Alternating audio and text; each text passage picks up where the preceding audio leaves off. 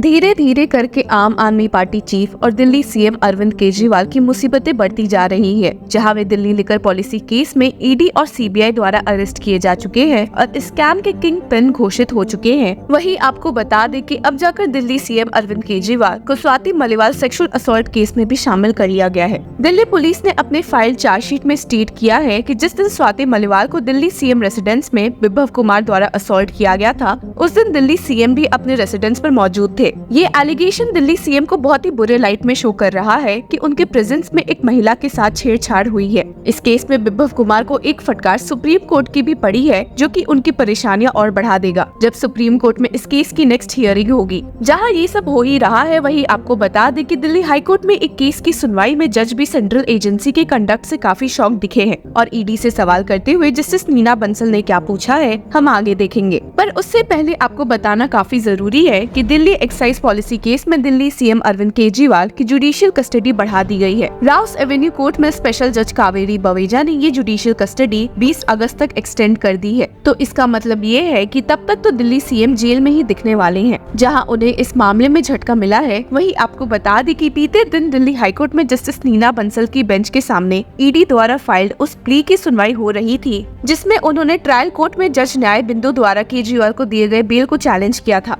अब हमें पता ही है कि कैसे दिल्ली हाईकोर्ट ने ऑलरेडी इस बेल ऑर्डर पर स्टे लगा दिया था और इस बेल ऑर्डर को पर्वर्स भी डिक्लेयर कर दिया था। और जब ये मामला all the way supreme court भी गया, तो जस्टिस संजीव खन्ना की बेंच ने दिल्ली सीएम अरविंद केजरीवाल को इंटरिम रिलीफ देते हुए बेल दे दिया था। पर वे जो सीबीआई केस में तब तक अरेस्ट हो चुके थे, तो जेल से बाहर नहीं आ पाए। हालांकि जस्टिस नीना बंसल के सामने जब ईडी की ओर से मौजूद होते हुए एडवोकेट विवेक गुरनानी ने इस मामले में केजरीवाल के खिलाफ बोला और उनके बेल ऑर्डर को चैलेंज करने के लिए सबमिशंस पेश किए, तो जस्टिस नीना बंसल काफी कंफ्यूज दिखी, इसलिए क्योंकि उन्होंने कहा कि ये मामला एक एकेडमिक मैटर रह गया है। इस पॉइंट पर ईडी से सवाल करते हुए जस्टिस नीना ने पूछ ही लिया कि answer my question, what will happen if I accept your petition, will you arrest him again. इस पॉइंट पर एडवोकेट विवेक ने कहा कि यहाँ पर अरेस्ट का कोई सवाल ही नहीं उठता है and that no one has declared his arrest illegal. हालांकि केजरीवाल की ओर से मौजूद होते हुए सीनियर एडवोकेट विक्रम चौधरी ने जस्टिस नीना को समझाया कि कैसे ये केस सिर्फ शेयर प्रोसिक्यूशन का है और सेंट्रल एजेंसीज आए दिन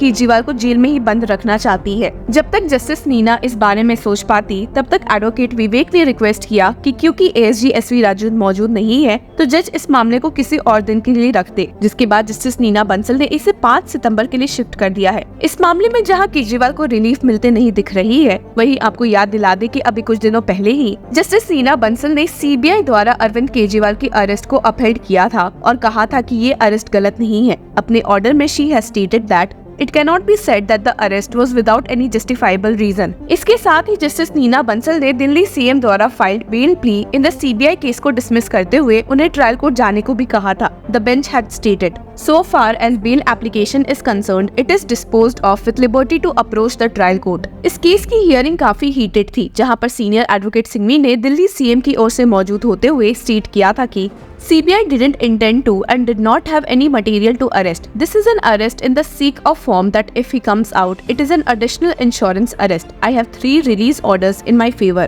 लेकिन वहीं CBI की ओर से मौजूद होते हुए एडवोकेट DP सिंह ने उल्टा अरविंद केजरीवाल को फटकारा था और कहा था कि उनके अलावा दिल्ली लिकर पॉलिसी स्कैम में किसका ही हाथ हो सकता है। And had stated, he is head of Aam Aadmi Party, he is CM. Someone is doing a very important job for him. He says, I don't know. It's not about self-incrimination. It's about when you try to derail an investigation. CBI investigation is way different than others. Hearing के दौरान central agencies को फटकारते हुए Delhi CM Kejriwal की ओर से senior advocate Singhvi ने state भी किया था कि कैसे सीबीआई के पीछे भी किसी का हाथ लग रहा है and that common sense tells you there can't be any grounds of arrest in this kind of situation. The special जज grants me bail on June 20. It is clear as daylight that psychological winds of change are growing in CBI's mind. I won't say it's CBI, I would say there are other in whose mind there is psychological change. Last hearing में मामले काफी intense भी हो गए थे, जब CBI ने कुछ इंटरेस्टिंग टर्म्स दिल्ली सीएम के खिलाफ यूज कर दिया था। सीनियर एडवोकेट सिंघवी ने बेंच को शॉर्ट में केस के बारे में बताते हुए